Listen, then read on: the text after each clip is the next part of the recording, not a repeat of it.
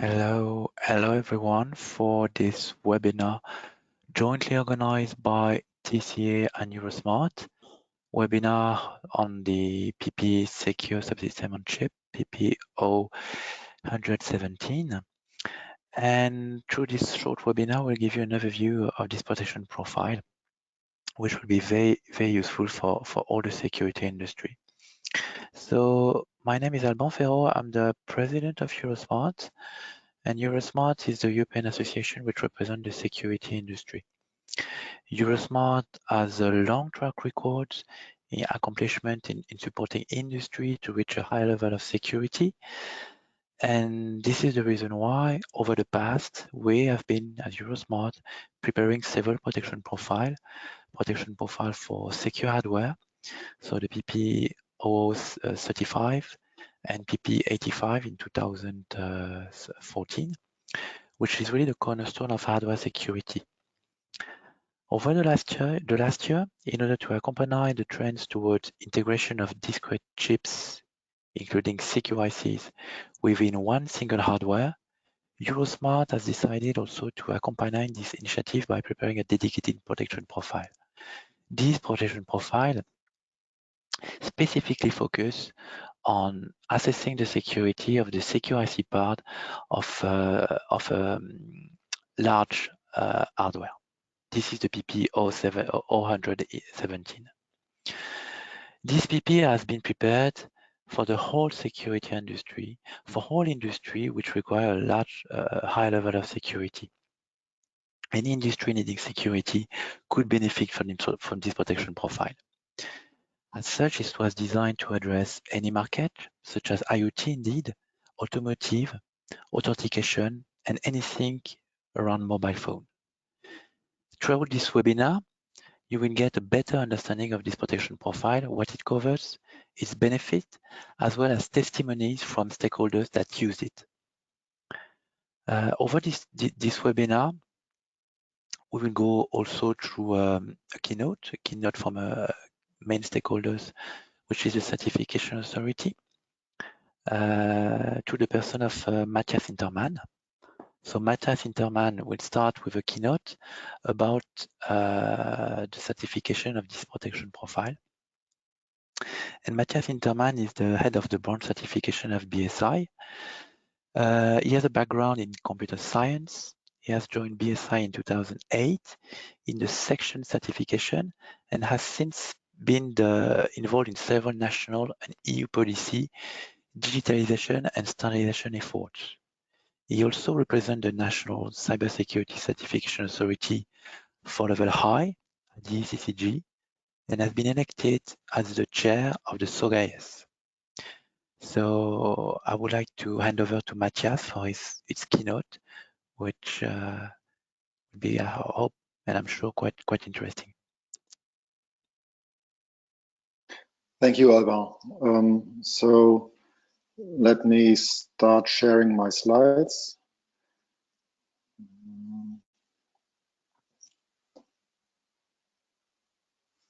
Great.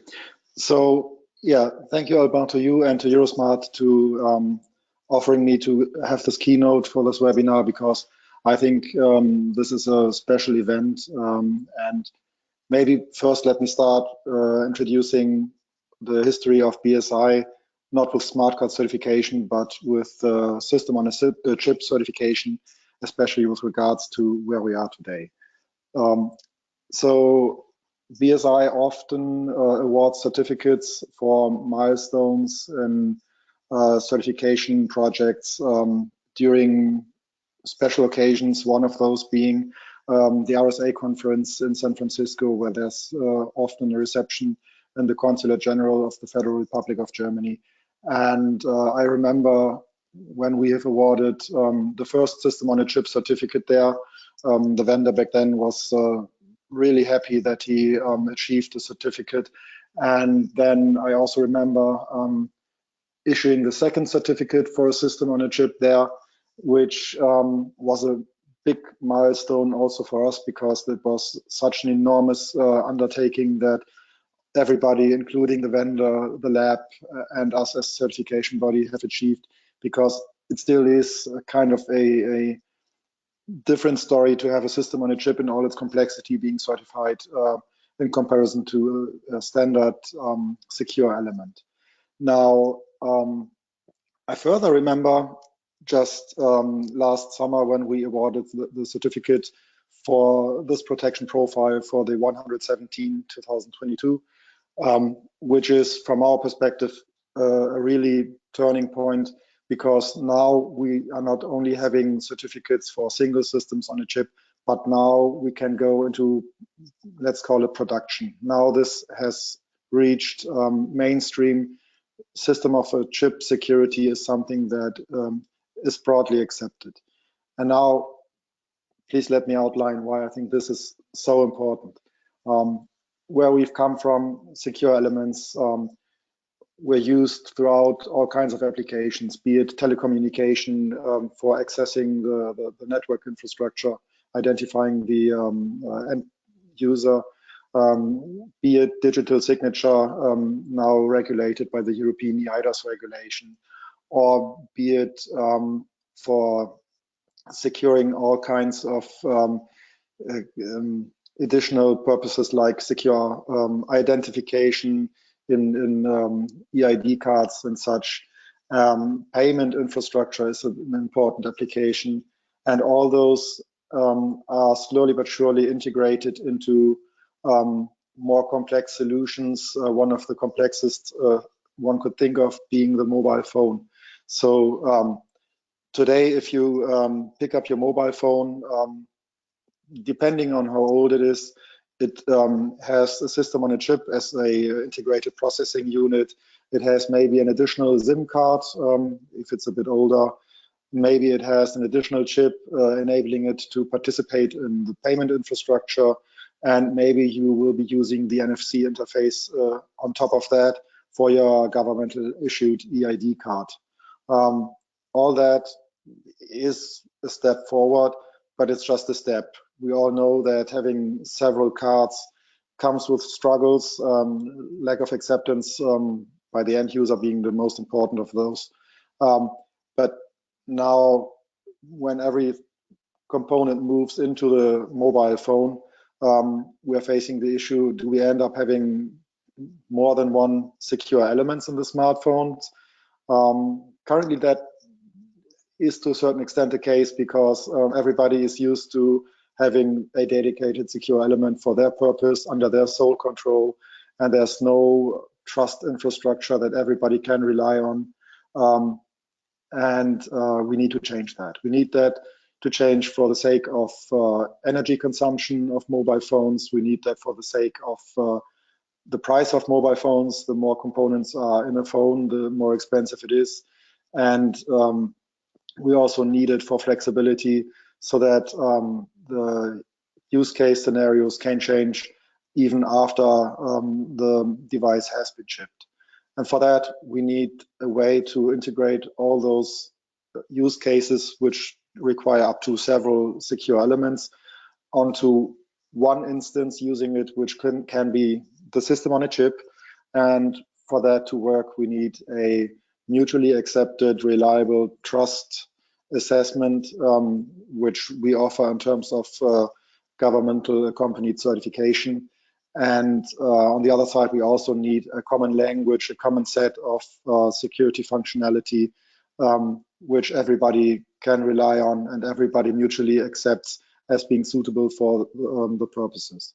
So meaning, basically, what this protection profile has achieved, it is forming a de facto standard that is being agreed upon by industry, represented within Eurosmart, but also is accepted by governments to actually fulfill the needs. When I say accepted by governments, it implicitly is the case, even if governments do not explicitly state so, because the PP 117 claims strict conformance to the PP 84, which is the protection profile that is generally being used on smart cards.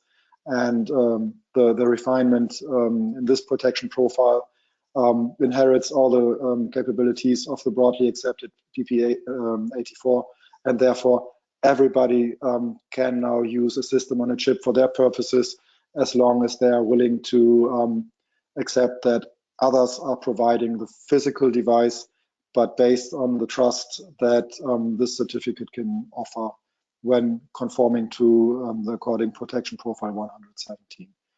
And by also having the protection profile certified, we offer that ongoing evaluations of specific products following the protection profile have been relieved of showing consistency of the security targets, because a big step of the formal checking of the documents has already been done during certification of the protection profile, so that the needed degree of quality of the de facto standard, as well as the formal underlying aspects, has been granted and certified by this certificate.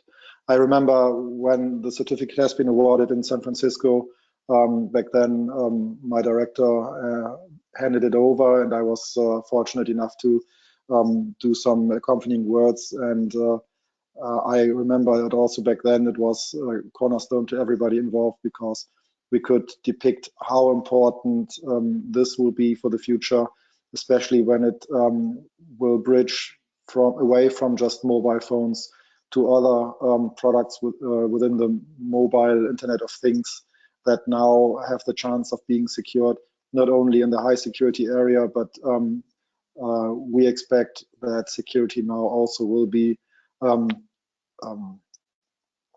sufficiently priced that it is accessible by middle price and maybe even low price applications midterm of the Internet of Things, so that overall IT security can be improved, which after all is the main mission of BSI.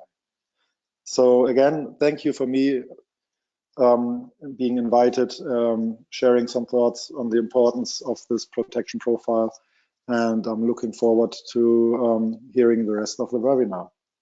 Thank you very much. Thanks a lot, Matthias. Thanks to you. It was very important to get the feedback from official and certification authority in that initiative. And now I will hand over to Rachel Menda-Shabat, which has over 25 years of experience in security product development and certification, and she will give us an overview, and I would say an in-depth overview of this protection profile. She is the Director of Cybersecurity Certification Division at Winbond. And at Eurosmart, during the year, she led several groups of regulation and methodology development. She is the chairwoman of Eurosmart ITSC 3S in SOC PP working group, which is the group that prepared this protection profile. So she's really the key woman in Eurosmart, and I would even say the key woman that prepared this protection profile, and I'm delighted to give her the floor. Thank you very much, Alban. Hello to everyone. I hope that you see my screen properly. Okay, so as Alban presented, I'm from Winbond. I'm the Director of Security Certification, and I am the chairwoman of the group that developed the protection profile. And today I will share with you how we did it, why we did it, and the future plans for the PP117. So let's start from why. All of us see more and more integrated system of SOCs and MCUs, that there is more need to integrate security functions on those integrated solutions. The secure element that just Matthias showed an example of how it's been used in a mobile phone, for example, the HSM, the TPM, the Trusted Platform Module, all of those security functions and more are starting to be integrated in SOCs for the efficiency and cost reduction of the solution that includes security functions. At Eurosmart, we identify the need for the protection profile. Again, as Matthias presented, there were certification of security subsystem in SOC before, but practically it was according to the interpretation of the certification body and the labs, and we didn't have a unified and clear protection profile for understanding what are the requirements that need to be fulfilled for making sure that the security functions in integrated solution meet the requirement and indeed aligned with the security aspects. So Eurosmart took the challenge and we established the secure subsystem 3S in SOC protection profile subgroup. And it was something like 3 years ago. We started the work. The group was included from the whole industry, starting with the developers, and you can see here several developers that were involved, like NXP, Qualcomm, Infineon, Winbond, STMicro, G&D, Samsung, and more. We had labs like 2VAT, SGS Brightsight, and Deutsche Telekom, and we had also involvement of certification body like a Trusted CB, consultant like JTSEC, and I'm sorry not to mention TM Prosecure and Thales and Synopsys. They were also involved. In this group, we actually, this was the initiative of the group, and we also invited all the certification body to join the group and be involved in the development, since we realized that without the involvement from day one, the success, it might take more time than not involved in them. So they were invited, and several certification bodies, including BSI, joined the group, and together we developed this protection profile. The editor of the protection profile was from T-Systems, and the ITSF, the lab was SGS, and certification body, as you all know, it's BSI, and together we start the work. The objectives. First of all, the objective is to develop protection profile for secure subsystem in SOC. Part of the features that it was very important as to address because of the unique architecture of SOC integrated security solution in SOC was to handle the support of external memories. For the secure element, in general, most of the solutions are with embedded flash. But now that we are talking about more profiles to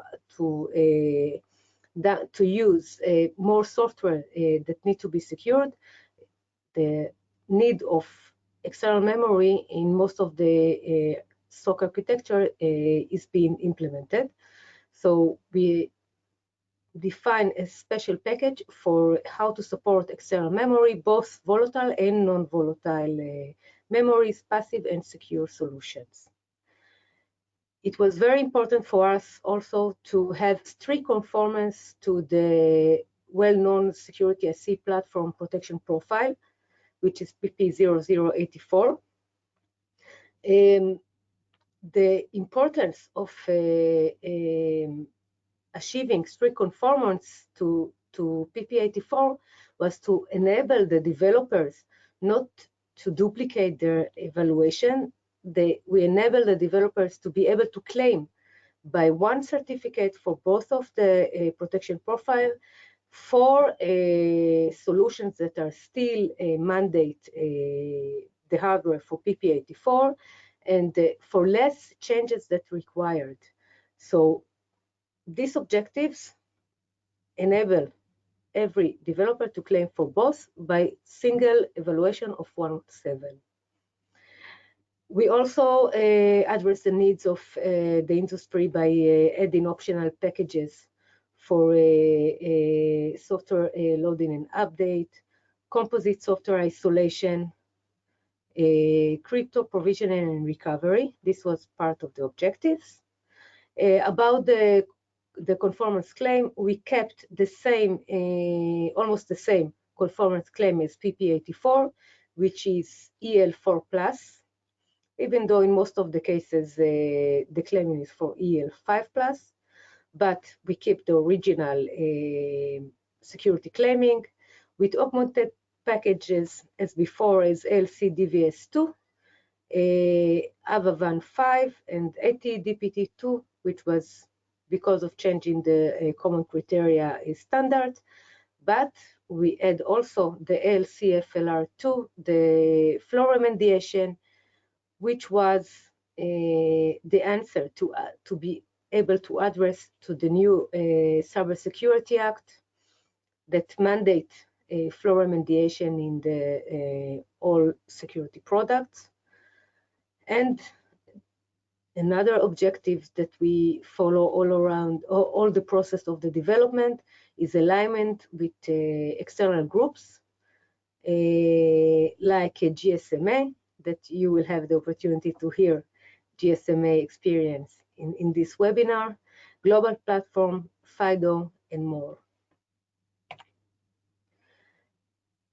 The target of evaluation is security subsystem implemented in a functional block, which means hard macro or programmable logic macro, FPGA. This is the first time that we address the need for a PL macro as a security, as a target of evaluation. We implement a range of, the implementation is for a range of security functionalities that enable any type of security solution to be used, to be able to use this protection profile.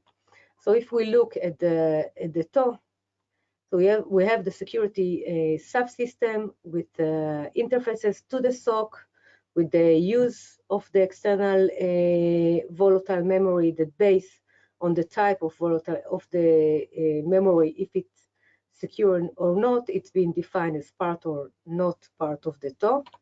And this block can be secure element, can be a TPM, can be HSM, can be UICC, can be ISIM, or a V2X, and more. And this is the uniqueness of this protection profile. We didn't stick to a specific implementation, but we make it as general as possible that every security solution can be used this protection profile. The need for isolation, this is part of the game, that for being able to integrate security functions, it should be isolated. And we have dedicated package that deal with the isolation and with the root of trust. And the last thing, that the external memories that must be handled as part of the evaluation. So for the certified protection profile, we develop it in an agile way, which means that we have base protection profile with the security, with the objective, threat objectives, SPDs, and the security functional requirements that are general to any solution.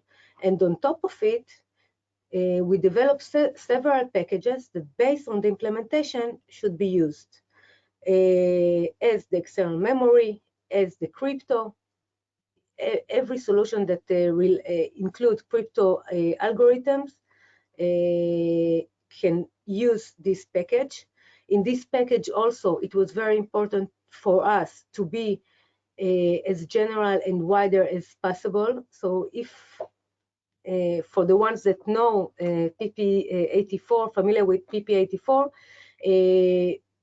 we didn't adopt the method of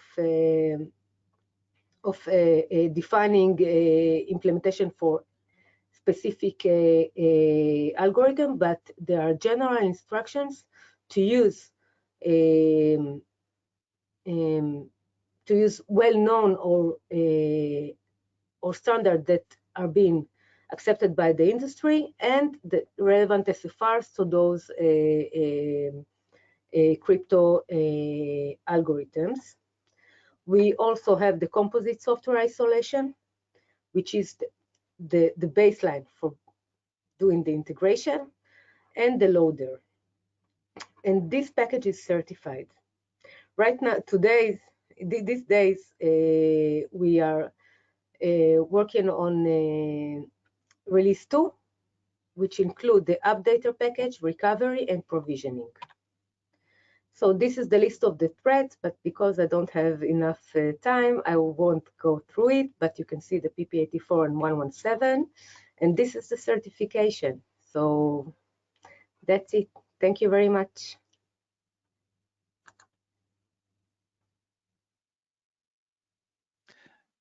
Thanks a lot, Rachel, for this comprehensive presentation. I think now we see much better what are the security features of the protection profile.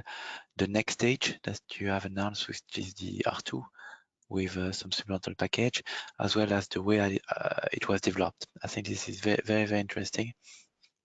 And I'm sure there will be plenty of questions about that. Now, I propose that we move to a panel with all the stakeholders around this PP117. So panel that gather consumer of certificate, that gather also certification authority that will grant the security certification, as well as industrial. So for that, I hand over to John Boogie, that will introduce himself and his panelists. Thanks. Hi there. My name is John Boggy. I'm Vice President of Eurosmart, and I'm also the Head of Cybersecurity Certification at NXP Semiconductors. So I'd like to start a panel to really talk about the protection profile, the secure subsystem protection profile, and also how we see it as a benefit to the ecosystem. So I'd like to introduce the panel. I have Rachel, I have Klaus, I have Matthias, I have Hannes, and I have Gloria. And to start it off, what I would like to do is I would like each of the people on the panel to quickly introduce themselves and pronounce their second names correctly, as I know I'm not very good at that. To quickly introduce themselves and also just give an introduction for what they did as part of this protection profile development. Please try to keep it short. We don't need your entire CV. And then I'll ask some questions. One other thing to say is throughout the discussion, in the chat window, if you would like to ask a question, feel free to put it in at any time. And I'll keep an eye on that and trying to bring those questions in as we go along. So let me go around how I see it on the screen. So first off, Klaus, would you like to introduce yourself, please? Yes, sure. Thank you, John. Thank you, everyone. So my name is Klaus Dietze from G&D. I'm a Senior Director Standardization there, and I'm here actually today in my role as the chair of the Trusted Connectivity Alliance, the TCA that some of you may still know as the SIM Alliance. And the TCA is an association that claims to enable trust in a connected society, with technologies that is provided by our members. And our members are all global players in what we call the TRE ecosystem. So we are providers of SIM, eSIM, integrated SIM solutions. And the contribution to, let's say, the PP as such was done through our members, so not as TCA in general, but let's say through our members. They have been major contributors to both the standardization of the integrated EUICC at GSMA and also, of course, at the development of the PP in Eurosmart. Okay, thank you. Matthias?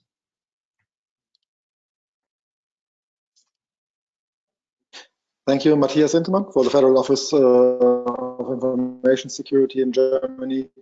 My specific role was actually signing the certificate, but all in all, the BSI supports SOC certification due to seeing the strategic value of it and Okay, thank you, Matthias. Your connection is a little bit ropey, so just to let you know. Gloria, please introduce yourself. Hi, I hope you can hear me okay. So my name is Gloria Trujillo. I work for GSMA as the eSIM work group director. I've been involved in GSMA for a long time now, for 10 years, and I was brought into this game because of eSIM, and that's what I continue doing. So yeah, pretty much my whole background is eSIM. I currently manage the groups on IoT, compliance, and security within eSIM in GSMA.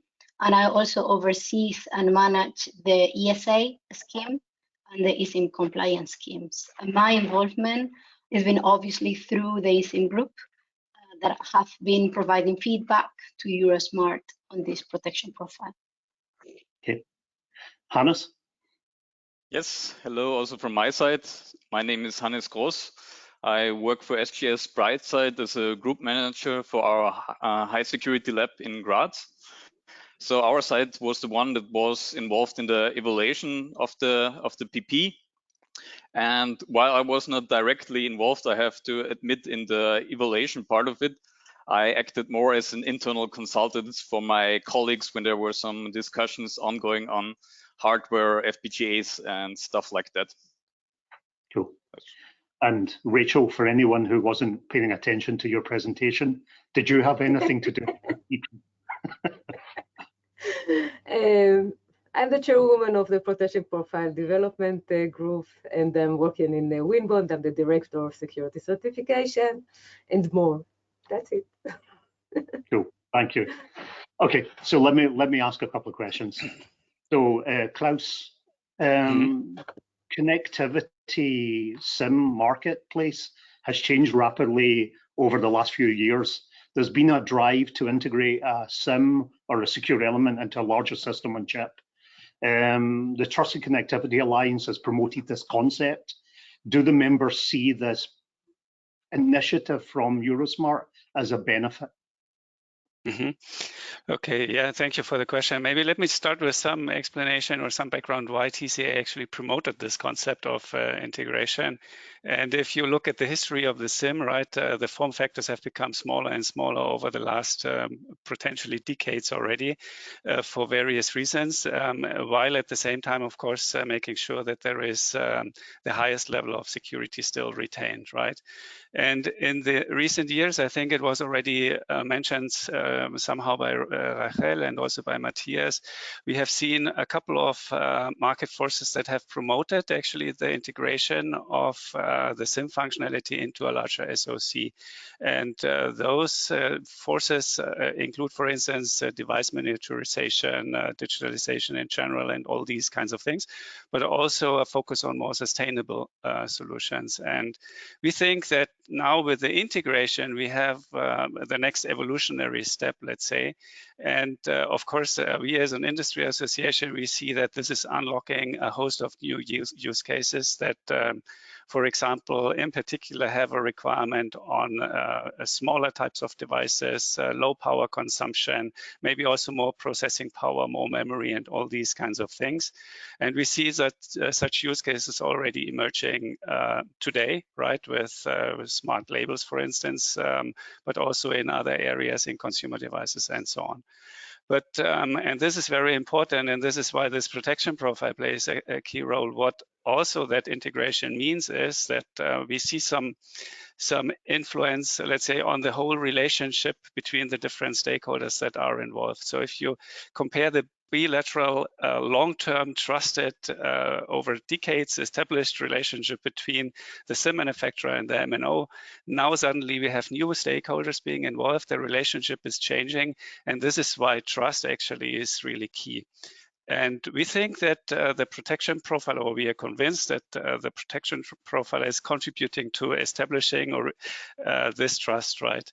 And we also think that it is very important for us as an industry to have something which is standardized, because through this standardization, we have something where we can rely on and where we can, let's say, also reduce cost and effort on our side.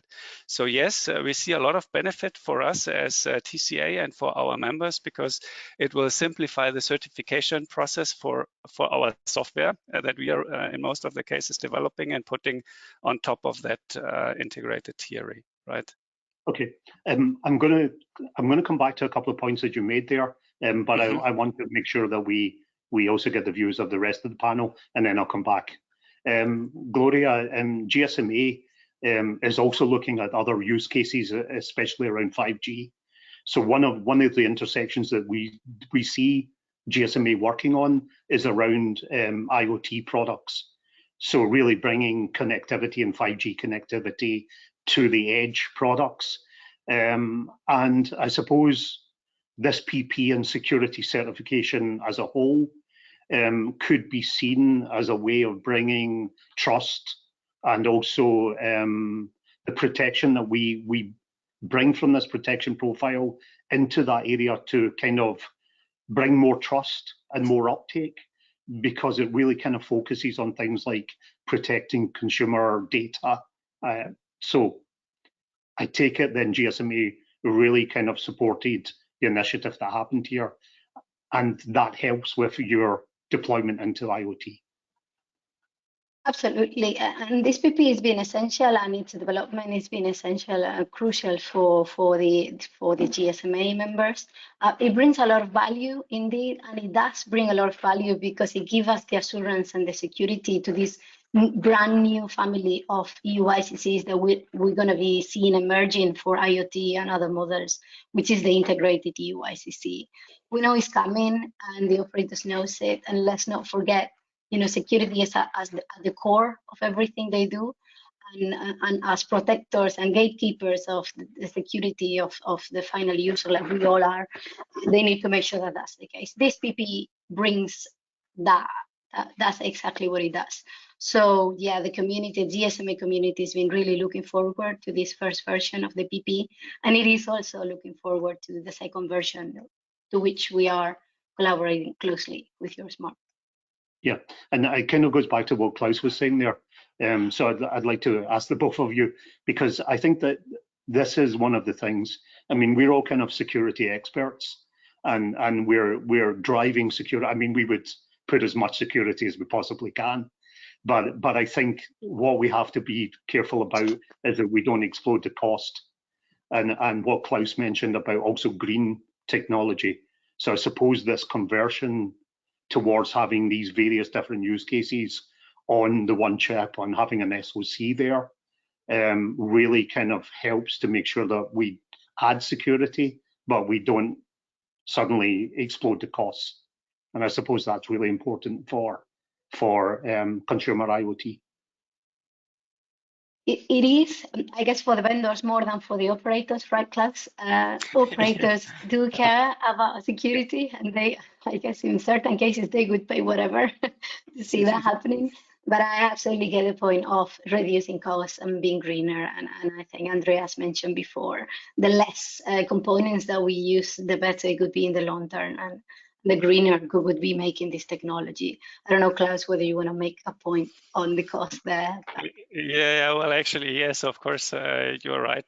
This is important for us to have an efficient way, right? We all agree that, let's say, there is some sort of convergence happening. And also Matthias mentioned that you have different components within the mobile phone. And of course, it makes sense to have one central place for executing different types of secure applications. And there is also an initiative within the GSMA that is called Secure Application for Mobile, GSMA SAM, right, which is actually specifying not only the EUICC type of thing, but the whole ecosystem, including also how to manage the different types of applications coming from different stakeholders. And I think it is very essential to have that. And the PP, of course, 117 is then a step towards offering the appropriate security level in case this convergence solution is taking place within the SOC, right?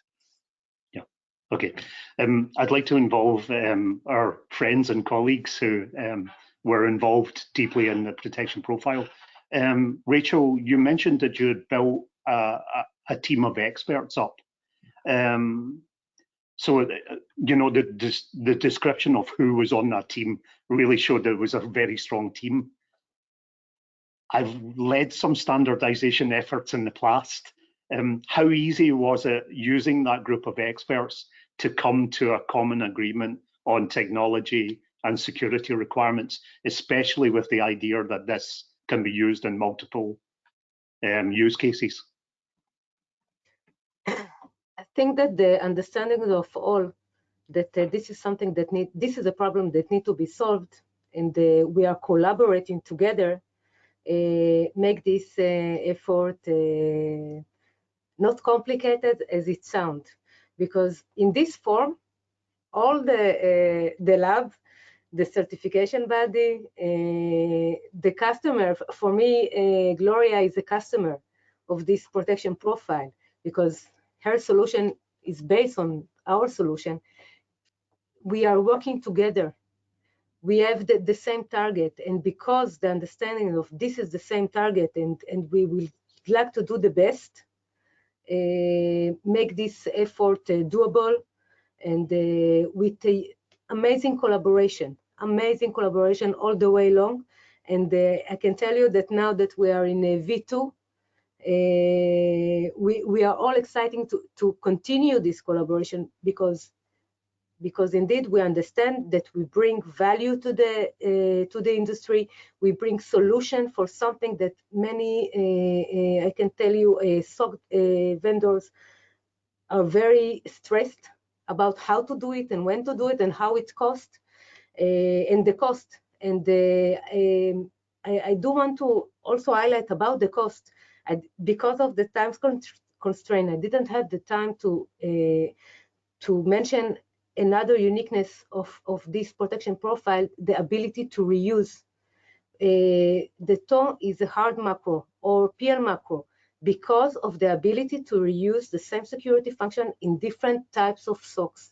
And this is a huge advantage of this protection profile, to be able to address the need of the industry with not make that they don't need to recertify it again and again and again their solution because of the security functions. When you're developing a protection profile, so I was involved in the PP84 in the past. When you develop a protection profile, you also need to develop the other things that go along with it. So there has to be documents around harmonization of methodology, how the attacks look in the labs, etc., and also what you said there about reusing from one SOC to the next. So are you also working on those aspects? We already worked on those aspects. Part of the collaboration, we already worked. The collaboration wasn't only from outside Eurosmart groups, but first of all, inside with ISKI Working Group 1, that wrote the methodology for the reuse, for the ALC new requirement, for the ARC, that the integration required the changes in the mindset of how to you analyze the security functions. This is on one hand. All this activity led from the from JAS terms and the instructions and the potential attack for a SOC. In JAS we have identical sister group that the SOC JAS group that developed the potential attack and the requirement, etc. So we all work together. It's a huge collaboration. Okay, so when you say you worked, does that mean it's completed, or you're still working on it, on these packages? There are parts that are already released, like the ARC. About the potential attack, I know that it's a strict, it's not a public information, so we already have versions of the. Okay. Of the so I would say then that there's still an opportunity for people to get involved in some of these aspects. Definitely. In the new version of the PP. Yep. Okay. Yes. Matthias, you presented, I mean, you're the certifier for this protection profile, BSI. As you stated through your presentation, Europe has really been a leader in chip certification for a long time. And BSI have really been at the front line of following technology trends. For example, you certified a hard macro several years ago. You also have certified a secure subsystem, the first to be certified. When you looked at this initiative from Eurosmart, did you right away say, this is really good, this kind of will help with what we see as industry trends, or did you need more convincing?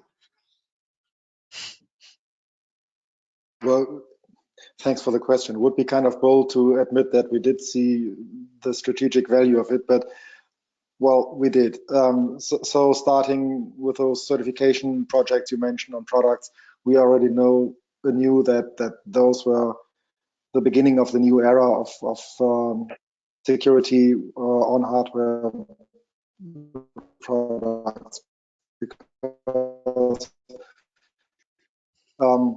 it got obvious,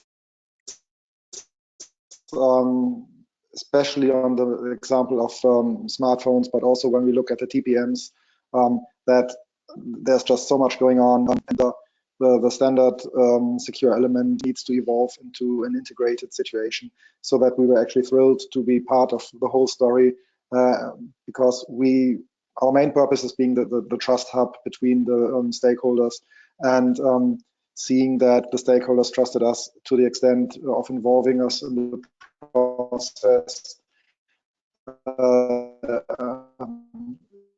to the end of also issuing the relevant certificate for the protection profile is kind of reassuring that we are not only seeing potential chances and strategic value, but we are also being trusted to be proficient enough in this important game. And I hope that this also puts forward an example to the whole common criteria community in Europe and beyond, that this is the right way to go, to use those kind of certificates, not only for governmental identities, but databases of the future mobile networks and of future pay. Okay. Hannes, you had the fantastic task of writing a report and convincing BSI to certify this protection profile. So you were really there to make sure that it was compliant to the common criteria, but also it clearly described and matched the technology that's there. What were your challenges doing that? And maybe just describe the process to us. Yes. So as I already told us a bit, so before I can talk a bit about what is the what were the challenges that we had to overcome, first we should briefly discuss what is the actual goals of the parties involved in this certification process. What is our task as an evaluator? So it's actually we're taking the protection profile really as a document, and then we check that all the formal criteria are met in there. We check that that all the parts that should be there are in there, all terms are clearly defined, all the mappings are there. Nothing is misleading to reader of the protection profile. But this is as far as it goes from the evaluator side. So we check that according to the methodology, everything is okay. But there are, of course, other parties, as we know, that are also involved there. So there are the developers of the PP with their interest there. They want to write a good protection profile that meets a lot of the products, a wide range of different SOCs, lots of flexibility in there. And there, of course, there's then also the BSI as the certification body of the PP. And the BSI is really taking a good care that the other quality aspects of the PP are met, so that really this is useful for the community, and that the products can really be certified. And in this role, the BSI, of course, also started to challenge also the PP. And in this case, we also acted a bit as a trusted third party in the discussion, giving also sometimes our inputs. So I remember there was lots of discussion going on about toe boundaries, also if such a flexible technology like with FPGAs, if this is really something that can be certified in the end, because if you write something in the PP and then you cannot certify it, of course there's no use. So this was really a concern also with the BSI, that everything that is written in the PP actually can find the way into a product in the end. Another issue that I remember that was discussed a lot is how the integration of guidance requirements, for instance, for hard macro integration, can be integrated into this PP. And there it was agreed that this is actually a toe-specific topic, but nevertheless, it led to some refinements for the assurance classes in the PP. Okay, I've got 3 questions from the floor, but we don't have a lot of time left. So what I would like to do is I'll try and compact some of the questions, because some of them are quite detailed. And please try and be very concise on your answer. So I've got one from Michael Meissner, one of your colleagues, Matthias. And Michael is asking about the life cycle aspects. So I know, Rachel, you touched on this. What Michael is saying is, look, will there be defined in the PP life cycle flow, or will you rely on the PP84? The issue about this webinar is that only to describe what we have done in the protection profile, I need at least 5 hours. So I shrink the thing. There is of course, there is a section about the life cycle. Once we define a hard macro as a delivery, it changed the way that the life cycle is being handled. There is a difference between the delivery point and the evaluation point. And so everything is being defined, and we also have supportive document from ISKI. Okay, so the ISKI document should what's been written in the PP will be augmented with the ISKI documents for the life cycle. So it will not be reliant on PP. Yes. Yep. Okay, cool. One for you, Gloria, I believe. This is a very long question, so let me kind of compact it down. For EU ICC, part of the EU ICC is the personalization aspects of it. The questioner, Nabil Noman, is asking basically for the personalization activity, will it be fully reliant on the common criteria set, or will you still need to use SAS and have a GSMA audit? Still need to rely on SAS as the site needs to be proven to cover within its scope, the personalization. Yes. Okay, good. One from Eric Berendt. How does the PP fit into the scenario of the SSI and EUID? Simple questions. So I would say that this kind of follows the follow-up question that I had. So within Europe, we're talking about the EUID wallet. We're also talking about, EIDAS regulations, and this protection profile is obviously looking at technology like SE and EUICC, which kind of converges with those e-wallets. So I suppose that this protection profile kind of supports the efforts that are happening there. Doesn't fully cover it, but it supports the hardware-specific aspects of EUID. And the last one is from Meng Wang. Will this PP be used as a profile for certification of all iSIM products? I guess that's for me. So within GSMA, at least for all integrated EUICC form factor products that comes through GSMA, they will have to absolutely go through this PP 0117. That's one of the mandatory requirements that we put together. So any integrated EUICC declared to GSMA, we don't say all of them are, but those declared to GSMA need to absolutely go through this PP and come back to us with a proof that they've passed and get a certificate. Okay, I think we're pretty much out of time, and I need to stop the panel. I know we could talk for another 4 hours. Maybe we can all go to the virtual bar and talk afterwards. Thank you very much for all of your time and effort and your clear and concise answers. It's been a pleasure. Thank you. Thank you. Thank you very much. Bye-bye. Thank you. Bye. Thank you everyone. Thank you, John, especially for this wonderful idea of a virtual bar. Actually, I would prefer a real one. But so first of all, I would like to thank all our attendees, all our panelists.